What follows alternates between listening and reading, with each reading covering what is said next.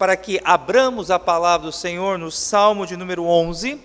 Salmo de número 11, faremos a exposição desse salmo com o auxílio e a graça do Espírito Santo de Deus, e ao término nós continuaremos louvando ao Senhor. E eu quero então trazer uma palavra de encorajamento aos irmãos que permaneçam firmes, para que depois vocês possam voltar, para que nós continuemos louvar ao Senhor. Salmo de número 11. Queremos também, antes de ler o texto e orar, agradecer, é claro, de uma forma muito especial a todos que estão acompanhando a nossa transmissão pela nossa página do Facebook, do YouTube. Se você ainda não se inscreveu na página do Presbitério Sul de Rondônia no YouTube, inscreva-se, ajude-nos a alcançar 1000 pessoas inscritas para que nós possamos ter um maior alcance na pregação da palavra de Deus. Enquanto isso também, você que está nos acompanhando pelo Facebook, você pode abrir uma sala de vídeo na sua página do Facebook e ainda dá tempo de você compartilhar essa nossa transmissão com seus amigos. Vai lá, pode chamá-los pelo WhatsApp também, ou na sua própria página, convide os seus amigos, familiares, para que também possam, nessa noite, ouvir a palavra do Senhor. Salmo de número 11, a palavra do nosso Deus, assim nos diz: No Senhor me refugio. Como dizeis, pois, a minha alma, foge como um pássaro para o teu monte? Porque eis aí os ímpios, armam um arco, dispõem a sua flecha na corda, para as ocultas dispararem contra os retos de coração. O versículo 3 é o versículo central da nossa mensagem dessa noite, e é o tema também dessa mensagem. Ora, destruídos os fundamentos, que poderá fazer o justo? Ora, destruídos os fundamentos, que poderá fazer o justo? Versículo 4. O Senhor está no seu santo templo, nos céus tem o Senhor o seu trono, os seus olhos estão atentos, as suas pálpebras sondam os filhos dos homens. O Senhor põe à prova ao justo e ao ímpio, mas o que ama a violência, a sua alma abomina. Fará chover sobre os perversos brasas de fogo e enxofre, e vento abrasador será a parte do seu cálice, porque o Senhor é justo. Ele ama a justiça, os retos lhe contemplarão a face. Vamos mais uma vez orar e pedir agora que o Senhor Deus fale ao nosso coração por meio da sua palavra. Pai, nós acabamos de ler a tua palavra e nós sabemos que somente podemos compreender a mesma se o teu Santo Espírito iluminar a nossa mente e o nosso coração. Por mais, ó Deus, que eu possa ter estudado e me preparado para este momento tão importante, tão sublime, tão maravilhoso, eu sei, ó Deus, que é a tua graça que há de fazer com que os teus filhos compreendam com clareza a tua palavra. Dependo, ó Deus, totalmente de ti, preciso, ó Deus, única e exclusivamente da tua graça. Eu peço a Deus que o Senhor faça aquilo que eu sou totalmente incompetente e incapaz de fazer, que é de convencer os teus filhos acerca da tua verdade. Abre, ó Deus, os nossos olhos, para que contemplemos, ó Deus, a glória da tua palavra, ó Deus, é o que te pedimos, em o nome de Jesus. Amém. Meus amados irmãos, este é um salmo de Davi, e como os irmãos sabem, Davi, ele foi um homem de guerra. É bem provável que este salmo também tenha sido escrito dentro de um contexto de guerra, dentro de uma ameaça que Davi e o reino de Israel estavam sofrendo. Como eu disse anteriormente, até na leitura do salmo, a pergunta central, nós encontramos ela no versículo de número 4, versículo 3, perdão, ora, destruídos os fundamentos, que poderá fazer o justo? Ora, destruídos os fundamentos, que poderá fazer o justo? Eu quero primeiro lançar luz sobre o que seriam estes fundamentos. Eu defino fundamentos, meus amados irmãos, como aquilo que é essencial para que nós tenhamos uma vida em paz, para que nós encontremos equilíbrio e saúde emocional. E nós precisamos, para termos uma paz, para encontrarmos equilíbrio e saúde emocional, meus amados irmãos, termos uma família saudável também. É necessário que os relacionamentos dentro dos nossos lares estejam bem. É necessário que marido e mulher, muitas vezes, resolvam os seus problemas e encontrem paz na vida conjugal. É necessário também que haja harmonia de relacionamento entre os pais e os filhos. Quando um lar não vai bem, quando uma família vive em guerra, nós vimos ali ruir os fundamentos. É necessário também que nós tenhamos saúde.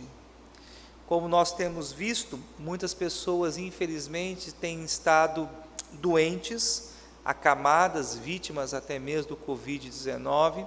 Perdemos alguns entes queridos, como foi há pouco tempo mencionado pelo pastor Antônio Carlos, e quando nós nos deparamos com a situação da enfermidade, da doença, ou até mesmo com o luto, infelizmente, nós olhamos o nosso chão sair dos nossos pés, olhamos quebrar o fundamento, ruir aquilo que outrora trazia equilíbrio e paz ao nosso coração. Também sofremos quando nós somos perseguidos por causa da nossa fé, quando zombam das nossas convicções, quando o ímpio se levanta de forma feroz, atacando aquilo que nós cremos, a fé que nós professamos. Por causa do Evangelho, muitas pessoas têm sido perseguidas. Por causa do Evangelho, algumas pessoas são também ridicularizadas. E quando somos perseguidos e ridicularizados por causa do Evangelho, também sentimos muitas vezes o nosso fundamento ruir. Diante desses pontos, diante dessas verdades, como lidar com a adversidade? Como lidar com o tempo difícil? Como nós podemos superar momentos em que os nossos fundamentos são abalados? Eu gostaria de compartilhar então com os amados irmãos, à luz desse salmo, algumas verdades em torno desse tema. Em primeiro lugar, quando os nossos fundamentos são destruídos, nós aprendemos na experiência aqui de Davi a não fugirmos da presença de Deus. Nós não devemos fugir da presença de Deus. É interessante observarmos que diante desta pandemia, diante de alguns problemas até de ordem econômica e material, muitas pessoas estão se afastando de Deus.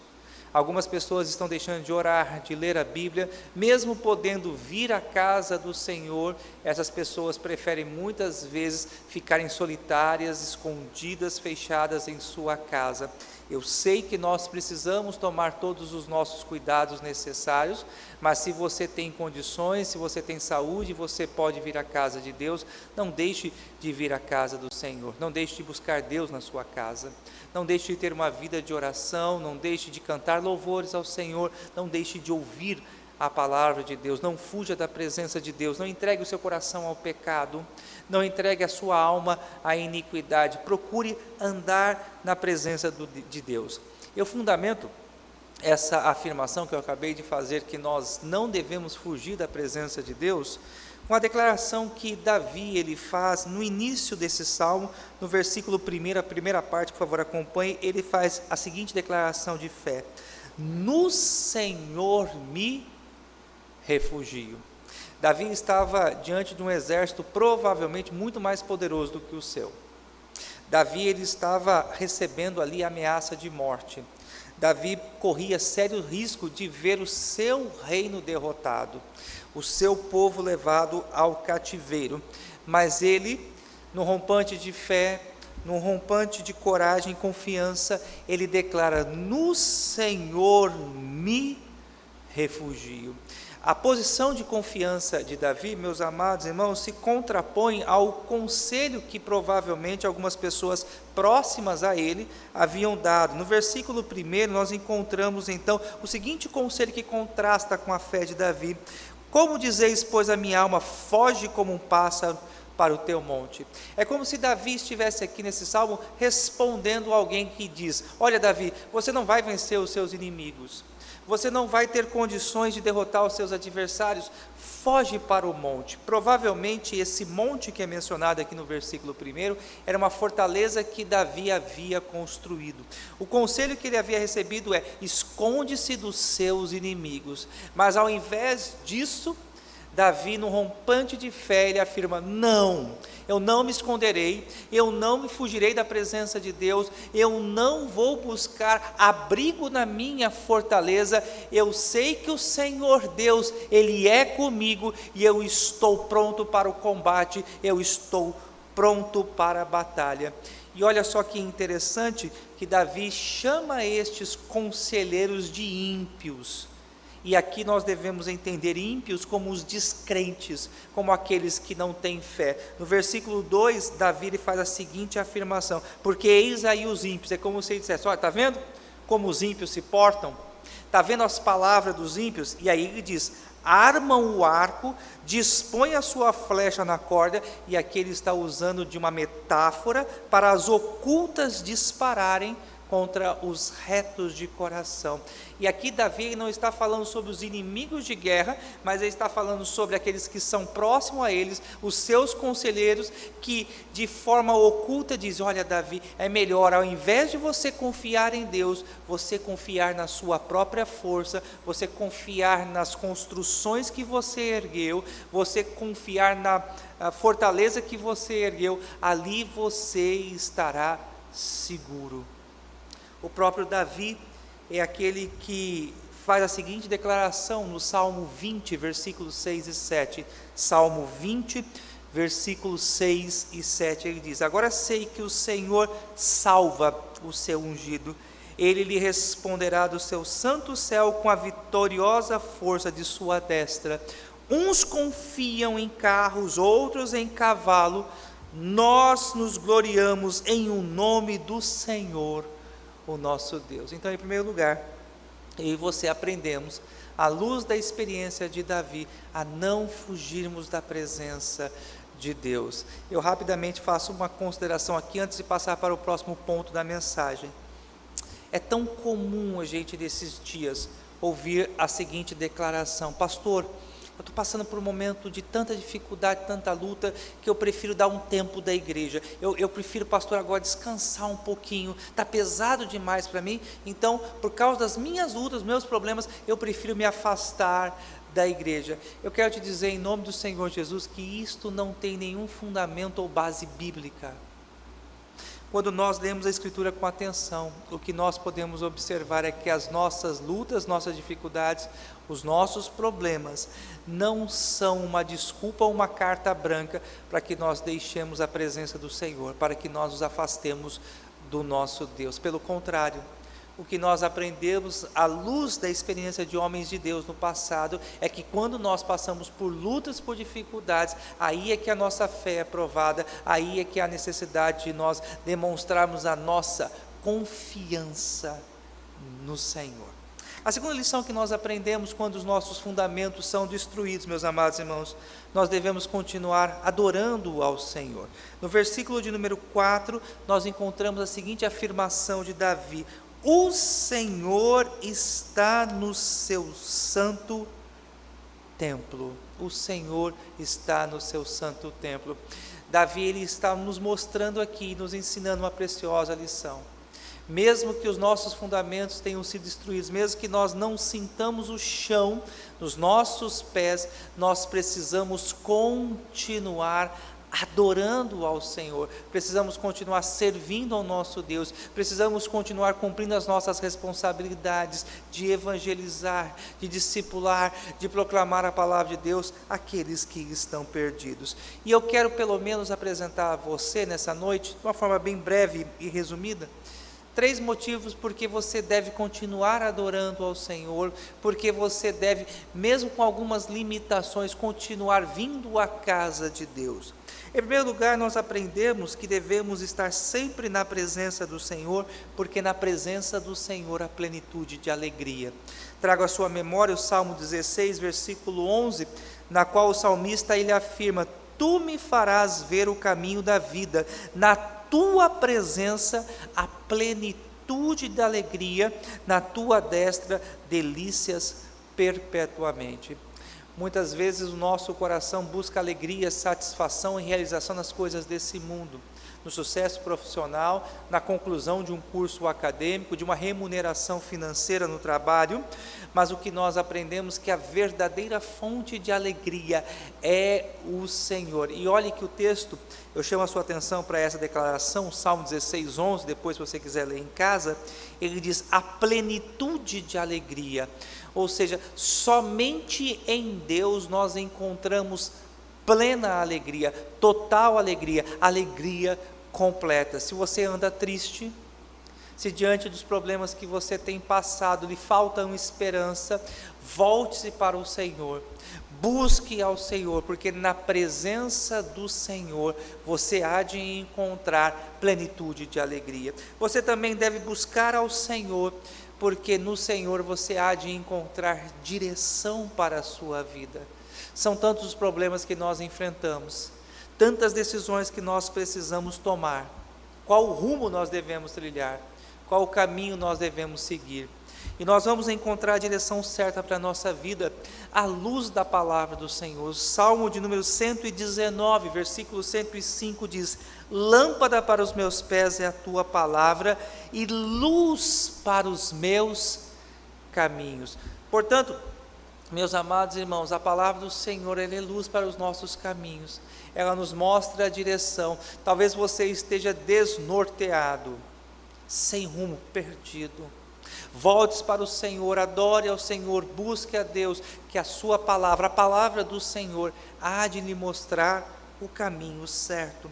Você deve adorar ao Senhor, mesmo diante de tantos problemas e dificuldades, porque na comunhão da igreja nós somos fortalecidos, na comunhão do Senhor nós somos fortalecidos. Salmo 133, versículo 3 diz: é como o orvalho de Hermon que desce sobre os montes de Sião, falando sobre a comunhão. O versículo 1 começa, ó, como é bom e agradável viverem unidos, irmãos. Salmo 133, versículo 1, e ele termina no versículo 3 com a seguinte declaração: ali, aonde o povo de Deus está reunido, ordena o Senhor a sua bênção e a vida para sempre. Quando o povo de Deus se reúne, quando o povo de Deus está junto, ouvindo a palavra, cantando louvores, orando com fé, buscando ao Senhor de todo o coração, ali o Senhor ordena, e a ideia de ordenar é derramar sobre nós a sua bênção. Não deixe de adorar ao Senhor, não deixe de buscar o nosso Deus, não deixe de clamar pela sua presença. Em terceiro lugar, nós aprendemos nessa noite, à luz do Salmo de número 11, para quem está acompanhando agora a nossa transmissão, nós estamos expondo o Salmo de número 11, nós aprendemos que quando os nossos fundamentos são derrubados, quando nós perdemos o chão em nossos pés, que o Senhor, Ele tem o governo da história em suas mãos. Deus tem o governo da história em suas mãos. Essa verdade, ela fica latente aos nossos olhos no versículo 4, quando Davi lhe afirma: nos céus tem o Senhor seu trono. E é muito importante nós buscarmos uma compreensão correta dessa visão. Eu e você não podemos pensar num Deus estático, num Deus parado, num Deus inerte ao nosso sofrimento. Quando nós enxergamos essa figura, quando nós lemos a palavra de Deus que Deus está reinando num alto e sublime trono, o que eu e você precisamos entender que os autores sagrados, os escritores sagrados, eles estão trazendo a seguinte mensagem: Deus reina, Deus governa, e essa pandemia que nós estamos enfrentando não foge ao controle do Altíssimo. Em grandes momentos de tensão e de adversidade na história do povo de Deus, várias vezes o Senhor se revela a Israel, se revela à igreja, mostrando-se sentado num trono, governando. Aconteceu isso em Isaías capítulo 6, logo após a morte de Uzias, o povo entra em desespero, Israel está em um colapso, devido às eminentes ameaças dos seus inimigos, e Isaías, quando ele é chamado pelo Senhor, qual é a visão de Isaías? Isaías, ele vê o Senhor assentado no trono, reinando. Apocalipse capítulo 4, depois da mensagem às 7 igrejas, João então, ele vê o Senhor reinando num alto, glorioso e esplendoroso trono. Nos momentos de maior tensão, de maior problema, nós precisamos nos lembrar dessa gloriosa verdade: Deus, Ele tem o controle absoluto da história nada lhe foge ao seu conhecimento. E o nosso Deus é um Deus de detalhes. Deus é um Deus de detalhes. O seu controle ele é pleno e absoluto. Uma folha de uma árvore que cai, Ele sabe. Um cisco que se levanta com um vento mais forte, Deus, Ele sabe. Ele conhece todas as estrelas do firmamento. Ele sabe quantos grãos de areia tem no mar. E por que eu estou falando isso? Para nós nunca nos esquecermos que Deus é um Deus que se preocupa com as mais grandes coisas, mas também com as menores coisas. Nada lhe foge ao seu controle. Nós não cremos num Deus como os teístas creem, num Deus que criou o universo e que abandonou a história ao seu próprio curso. Não, nós cremos na providência de Deus, na ação de Deus, no governo de Deus em todos os aspectos da nossa história. Eu sei que é mais fácil aceitarmos que Deus reina quando tudo nos é favorável, mas a Bíblia também nos mostra, quando os inimigos se levantam, quando os exércitos saem para a sua guerra, Deus permite que isso aconteça, e Ele está no controle da história. Em quarto lugar, nós aprendemos também, meus amados irmãos, que Deus ele assiste à necessidade dos homens. Deus assiste à necessidade dos homens. Isso fica claro no versículo de número 4 também, na segunda parte do texto, que diz: os seus olhos estão atentos e as suas pálpebras sondam os filhos dos homens. Como nos conforta saber que temos um Deus que tem o seu olhar voltado sempre para nós. E não somente Ele nos vê, mas Ele nos vê com atenção. Esse olhar que nós encontramos aqui é um olhar de quem está pronto sempre a nos socorrer. Lembremos do Salmo 121, um belíssimo salmo de romagem. Os salmistas que ali estavam cantando, os romeiros, melhor dizendo, que entoavam esse salmo durante a sua peregrinação, eles faziam a seguinte pergunta: eleva os meus olhos para os montes, de onde me virá o socorro? E a resposta que eles davam é: o meu socorro vem do Senhor que fez os céus e a terra. E eles afirmavam ainda: é certo que não dorme e nem dormita, que é a ideia de cochilar, o Deus de Israel. Nós nos cansamos, nós temos a necessidade de fecharmos os nossos olhos, dormir e repousar. Mas o nosso Deus, o Deus que nós servimos, Ele não tem essa necessidade, Ele não se cansa jamais. A qualquer momento, a qualquer hora você pode clamar ao Senhor, crendo que o nosso Deus, a despeito do seu problema, da sua dificuldade, Ele está ali, pronto a lhe socorrer, porque Ele vê a sua dor, Ele vê o seu sofrimento. Eu confesso que por mais que como pastor eu possa me esforçar em tentar acompanhar a igreja, principalmente nesse tempo de pandemia tão difícil, eu jamais conseguirei cumprir com êxito a minha tarefa, a minha missão. Mas eu sou consolado em saber que Deus, Ele sabe do que você precisa, Ele conhece a aflição do seu coração, Ele sabe aonde dói, Ele vê as suas lágrimas, Ele vê e se compadece do seu sofrimento. E é por isso então que Davi, no início desse salmo, mesmo diante de um exército muito mais poderoso do que o seu, mesmo sendo cercado por homens covardes, que diz: Davi, foge, vai para um lugar seguro, vai para a sua fortaleza. Ele declara com fé: não, no Senhor eu me refugio, porque Davi sabia que ele não estava só, que ele não estava sozinho, que Deus estava ali ao seu lado. Eu sei que nesses tempos de angústia, de aflição e de desesperança, parece que estamos sozinhos, abandonados.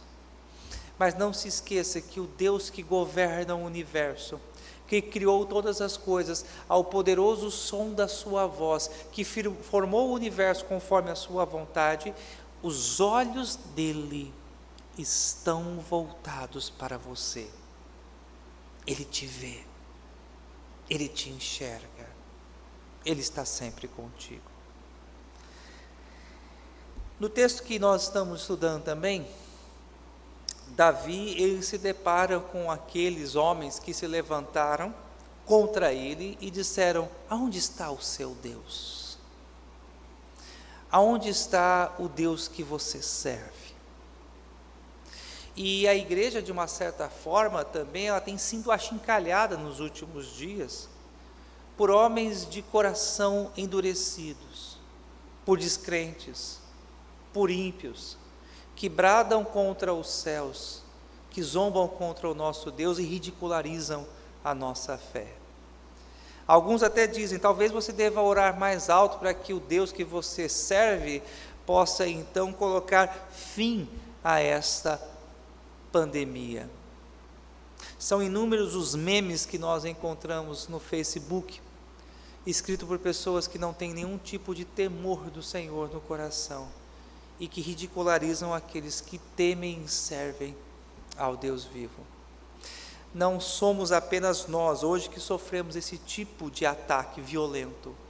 Já no passado, os nossos irmãos também viram a sua fé em xeque, viram os ímpios questionar acerca das suas convicções.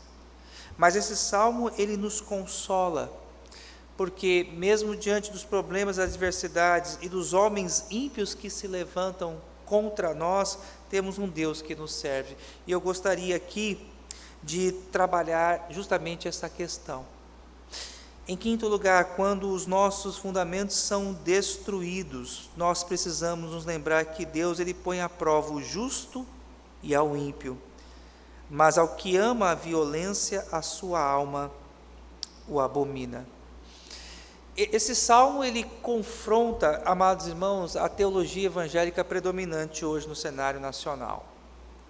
A grande parte dos líderes renomados, dos mais milionários e até bilionários destes, afirmam e ensinam de forma equivocada e herética às suas igrejas que pelo fato de nós sermos salvos, de nós pertencermos a Deus, nós estamos imunes, estamos isentos à dor e ao sofrimento.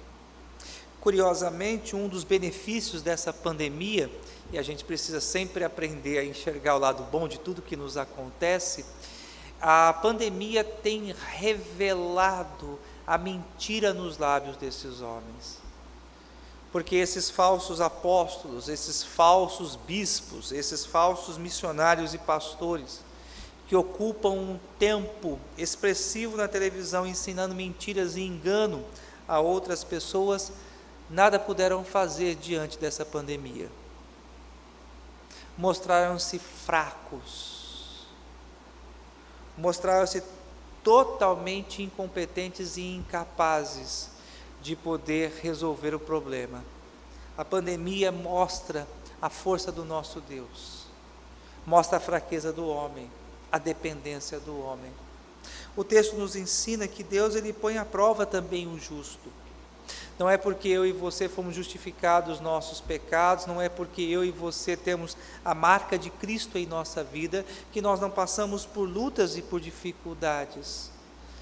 Nós sofremos, e a caminhada cristã, ela é marcada por luta, e quem nos chamou nunca nos enganou, porque o próprio Senhor Jesus, ele diz: no mundo tereis aflições. Todo aquele que quer trilhar o caminho do discipulado sabe que esse caminho é um caminho repleto de dificuldades e problemas de luta. Não é porque somos crentes que nós estamos numa bolha imunes à pandemia. O Senhor põe à prova o justo e o ímpio, mas Deus sabe fazer a distinção.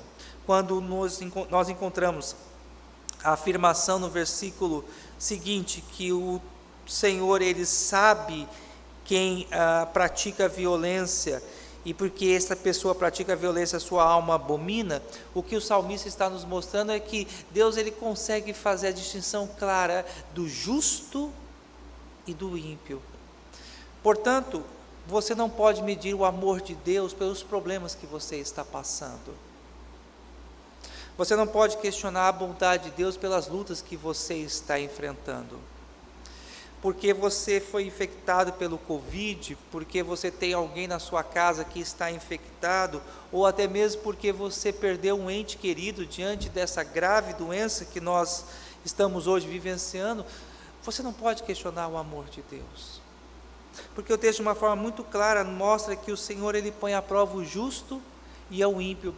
Um grande erro que nós cometemos é justamente querer medir o amor de Deus em nossa vida por aquilo que de bom nos cerca. Então, se a gente tem um bom emprego, se a gente tem uma boa casa, se nós temos uma família boa e equilibrada, relacionamentos saudáveis, aí a gente afirma: olha como Deus, Ele me ama. Mas quando eu passo por lutas, problemas e dificuldades, falo: a Deus já não me ama. Lembre-se sempre de Romanos capítulo 5, versículo 8, que Deus prova o seu amor para conosco pelo fato de ter Cristo morrido por nós, sendo nós ainda pecadores.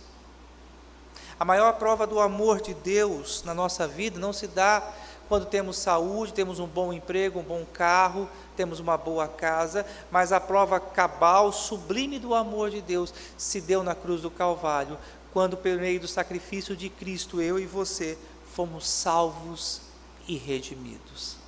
Então eu e você devemos medir o amor de Deus, não pelas coisas materiais, terrenas e passageiras, mas por aquilo que é eterno, a vida eterna que nós temos por meio da bondade da obra de Cristo Jesus. Portanto, meus amados irmãos, nós não podemos jamais esquecer dessa verdade, que tanto o justo quanto o ímpio, Deus coloca à prova. E o Salmo então, versículo de número 6, ele também nos ensina que o destino final dos ímpios será terrível. Em sexto lugar, nós aprendemos que o final dos ímpios será terrível. Versículo 6 diz: fará chover sobre os perversos brasas de fogo e enxofre e vento abrasador. Rapidinho, só fazer um comentário sobre esse vento abrasador. Lá no deserto, no contexto da Palestina, aonde grande parte da literatura sapiencial foi composta, eles vivenciavam essa questão desse vento abrasador, que era um vento que levantava-se no fim da tarde, e era um vento quente, terrível. Então, quando se via ali a areia se levantar, alguns já sabiam: lá veio o vento abrasador. E o que eles faziam? Eles corriam para dentro da sua casa, das suas tendas, eles se fechavam, eles se escondiam, até que esse vento abrasador passasse ali. E o texto fala então que sobre os ímpios virá chuva de fogo e enxofre, e o vento abrasador será a parte do seu cálice. Eu quero lhe ensinar nessa noite um princípio muito importante, algo que talvez até surpreenda a forma como você vê e enxerga o Evangelho. Talvez nessa vida, talvez nessa existência, nós não tenhamos tanto conforto, tanto luxo, tanto sucesso, tanto reconhecimento quanto os ímpios. E eu sei que a prosperidade dos ímpios, o sucesso dos ímpios é algo que muitas vezes mexe com o nosso coração, traz uma certa inquietação para a nossa alma, porque nós nos perguntamos: Senhor, aqui estou eu te sirvo, eu lhe tenho sido fiel nos meus dízimos, nas minhas ofertas, eu tenho me dedicado à tua obra, eu tenho ido à tua igreja, mas olha só o meu vizinho, ele é um ímpio, incrédulo, blasfema contra os céus, zombra contra o teu nome, e nada acontece com ele, Senhor. E parece que ele tem uma vida muito melhor que a minha. E às vezes, quando a gente começa a comparar a nossa existência com a existência do ímpio, os nossos fundamentos quebram, os fundamentos são destruídos. O livro do profeta Malaquias nos ensina algo bem interessante sobre essa questão. O povo de Israel, lá no capítulo de número 3, fazia esse mesmo tipo de questionamento ao Senhor. Eles perguntavam: Senhor, de que valeu termos sido fiéis a Ti? De que valeu termos obedecido a Tua palavra? De que valeu andarmos nos Teus caminhos? E a resposta que nós encontramos em Malaquias 3,17, da parte do Senhor, é algo tremendo quando ele diz no versículo 17 e 18: eles serão para mim, falando de Israel, o povo eleito e escolhido, particular tesouro naquele dia que preparei, diz o Senhor dos Exércitos. Poupá-lo-ei como um homem poupa o seu filho que serve. Então vereis outra vez a diferença entre o justo e o perverso, entre o que serve a Deus e o que não serve. Sabe quando eu e você de fato vamos ver que valeu a pena servir ao Senhor? Guarde bem isso. Sabe quando de fato eu e você vamos ver que valeu a pena servirmos ao Senhor? Vai ser no dia em que o Senhor preparou, na volta do Cordeiro, diante do grande trono branco, diante do grande julgamento. Aí, você que está me acompanhando em casa, você vai ver que valeu a pena servir ao Senhor. Valeu a pena guardar a fé. Valeu a pena continuar adorando quando todos à sua volta diziam: abandona o seu Deus, esquece esse teu Deus, que Ele nada pode fazer por você. Você vai ver que valeu a pena você confiar no Senhor, crer no Evangelho, assegurar-se na palavra do Senhor. Você vai ver no último dia que valeu de fato a pena, mesmo diante da pandemia, mesmo diante das doenças, da crise, conservar firme a sua fé em Cristo Jesus.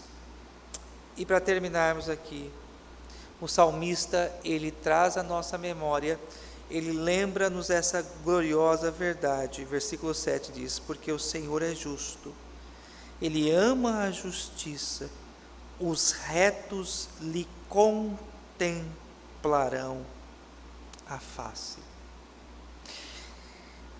Consolo só no novo céu e na nova terra. O que eu e você sabemos é que a nossa história tem um final feliz. Nós vivemos num deserto. A Bíblia descreve a jornada cristã como um deserto, um lugar árido. Mesmo nesse lugar árido, nós temos a nuvem durante o dia, que é a presença do Senhor que nos guarda, a coluna de fogo que continua nos acompanhando e mostrando o caminho. Mas a nossa existência aqui, ela é breve, ela é efêmera, ela é passageira, e um dia nós vamos voltar para casa. E a nossa casa é um lugar maravilhoso, a eternidade é um lugar maravilhoso. Nós adentraremos o portão celestial, estaremos na grande praça, veremos a glória da nova Jerusalém, contemplaremos a glória do nosso Deus. Ali já não haverá mais choro, já não haverá mais pranto, já não haverá mais tristeza, já não haverá mais funeral, já não haverá mais morte, já não haverá mais Covid-19, já não haverá mais nenhum tipo de doença. Mas apesar de todas essas coisas maravilhosas que haverão no novo céu e na nova terra, nenhuma delas se compara com a glória de contemplar o rosto de Jesus, de ver o Rei da glória, de olhar para a face do nosso Redentor e dizer: muito obrigado, de vermos que de fato valeu a pena colocarmos a nossa fé no Senhor Jesus, porque um dia nós estaremos com Ele, lado a lado, contemplando a sua face, contemplando a sua glória, adorando ao Senhor por toda a eternidade. Mesmo que os nossos fundamentos aqui sejam destruídos, ninguém pode roubar de nós essa esperança. Nem morte, nem altura, nem profundidade, nem coisas do passado, nem coisas do presente, nada pode nos separar do amor de Deus, que está na pessoa do seu Filho, Cristo Jesus. Eu não poderia terminar um salmo como este sem falar do nosso Redentor, sem apontar para a sua glória. Davi, ele não tinha a mesma revelação que nós hoje temos acerca do Senhor Jesus. Ele não tinha o mesmo conhecimento. Nós somos privilegiados porque hoje nós temos a revelação completa. Mas mesmo Davi, não tendo toda a visão da glória de Cristo Jesus, a compreensão de quem era o seu Salvador, ele pela fé, ele ansiava e desejava contemplar a face do Cordeiro. Que nós não possamos ficar com os nossos olhos tão fitos e presos às coisas desse mundo. Que o nosso coração possa se encher de esperança nessa noite, considerando o fim glorioso que nos está reservado. Maranata, vem, Senhor Jesus. Vamos orar. Pai, graças nós te damos, ó Deus, pela tua palavra, porque mesmo que os nossos fundamentos venham a ser destruídos, ó Pai, nós fomos encorajados nessa noite a continuar colocando a nossa confiança em Ti, a continuar, ó Deus, adorando ao Teu nome, ó Deus, em toda e qualquer circunstância. Tua palavra, ó Deus, também nos ensina, ó Deus, a considerarmos a nossa situação, a nossa condição, sabendo, ó Pai, que o Senhor já conhece, o Senhor já sabe aqueles que pertencem a Ti e aqueles que não pertencem ao Senhor, ó Pai.